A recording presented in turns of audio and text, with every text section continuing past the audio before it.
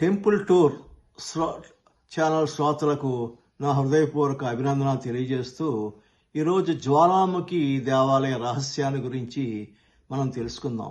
ఇక్కడ వేల ఏళ్లుగా అగ్ని దీపశిఖలు ఆరకుండానే వెలుగుతున్నాయి. ఇది దేవుడి మహిమ లేక సైన్స్ యొక్క అద్భుతమా అనేది తెలుసుకోవాలి. అయితే ఇది ఒక దేవాలయం, అమ్మవారి దేవాలయం. అక్కడ దీపం కాదు, నూనె కాదు, వత్తి కాదు, అయినా వేల సంవత్సరాలుగా అగ్ని నిరంతరం మండుతూనే ఉంది. ఈ అగ్నిని ఎవరూ వెలిగించరు, ఎవరూ ఆర్పలేరు. ఇది దేవత మహిమ లేక ప్రకృతి రహస్యమా? ఈరోజు మనం భారతదేశంలోని అత్యంత మర్మమైన శక్తిపీఠాలలో ఒకటైన జ్వాలాముఖి దేవాలయం గురించి తెలుసుకుందాం. అయితే ఈ దేవాలయం భారతదేశంలోని హిమాచల్ ప్రదేశ్ రాష్ట్రంలోని కాంగ్రా జిల్లాలో ఉంది. సముద్ర మట్టానికి సుమారు 610 మీటర్ల ఎత్తులో ఉన్న ఈ ఆలయం ప్రపంచవ్యాప్తంగా ప్రసిద్ధి చెందింది. ఈ దేవాలయానికి ప్రతిరోజు వేలాది మంది భక్తులు వస్తుంటారు. ఇక్కడ ప్రత్యేకత ఏమిటంటే విగ్రహం లేదు, దేవికి ఒక రూపం లేదు, కేవలం నేలలోని రంధ్రాల నుంచి వెలువడే అగ్నిజ్వాలనే అమ్మవారిగా పూజిస్తారు. శక్తిపీఠం ఎలా అయింది ఇది తెలుసుకోవాలంటే పురాణాల ప్రకారం దక్ష ప్రజాపతి నిర్వహించిన యజ్ఞంలో తన భర్త శివుడు అవమానించబడటంతో సతీదేవిని యోగాగ్నిలో ఆత్మాహుతి చేసుకుంది. విషాదంలో మునిగిపోయిన శివుడు సతీ శరీరాన్ని మోసుకుంటూ తాండవం చేయగా విష్ణువు తన సుదర్శన చక్రంతో సతీ శరీరాన్ని ఖండించాడు. ఆ శరీర భాగాలు భూమిపై వివిధ ప్రాంతాల్లో పడి 51 శక్తిపీఠాలు ఏర్పడ్డాయని పురాణ విశ్వాసం. జ్వాలాముఖి ఆలయం ఉన్న ప్రదేశంలో సతీదేవి నాలిక పడిందని స్థానిక విశ్వాసం.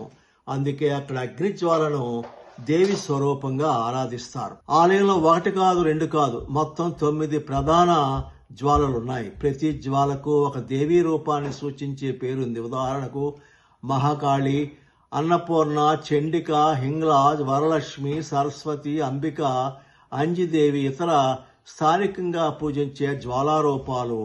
ఈ జ్వాలలు సహజంగా నేలలోని చిన్న రంధ్రాల నుంచి వెలువడతాయి.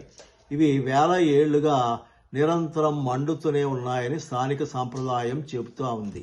స్థానిక కథనం ప్రకారం అక్బర్ ఈ జ్వాలల గురించి విని వాటిని పరీక్షించాలని నిర్ణయించుకున్నాడని చెబుతారు. నీటితో ఆర్పాలని ప్రయత్నించాడని, అయినా జ్వాలలు ఆరలేదనే కథనం ఉంది. తర్వాత భక్తితో బంగారు ఛత్రాన్ని సమర్పించాడని కూడా చెబుతారు. ఆ ఛత్రం అక్కడే మ్యూజియంలో భద్రపరిచారని ప్రజలు చెప్తా ఉన్నారు.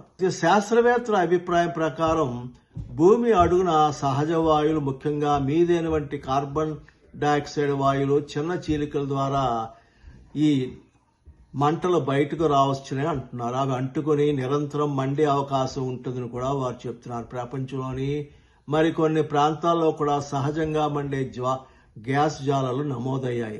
అయితే భక్తుల దృష్టిలో ఇవి దేవి ప్రత్యక్ష స్వరూపం. శాస్త్రం సహజ కారణాన్ని వివరిస్తుంది, మత విశ్వాసం ఈ జ్వాలలకు ప్రత్యేక అర్థాన్ని ఇస్తుంది.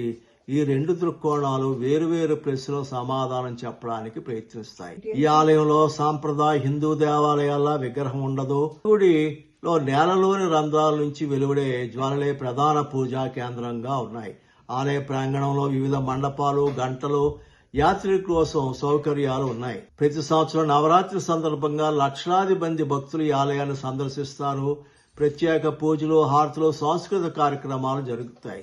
జ్వాలాముఖి దేవాలయం ఒక ఆలయం కాదు, విశ్వాసం, చరిత్ర, ప్రకృతి రహస్యం కలిసిన ఒక అద్భుతమైనటువంటి స్థలం.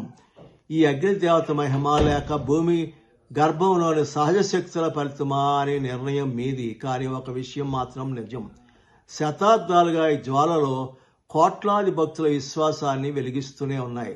ఈ వీడియో మీకు నచ్చినట్లయితే సబ్స్క్రైబ్ చేయండి, షేర్ చేయండి, కామెంట్ చేయండి. ఈ ఆలయానికి మనం చండీగఢ్ ద్వారా 200 కిలోమీటర్లు ప్రయాణించి, తర్వాత పఠాన్కోట్ ద్వారా 120 కిలోమీటర్లు ప్రయాణం చేసి వివిధ మార్గాల ద్వారా సులభంగా చేరుకోవచ్చని మీకు తెలియజేస్తున్నాను. జై హింద్, జై మాతాజీ.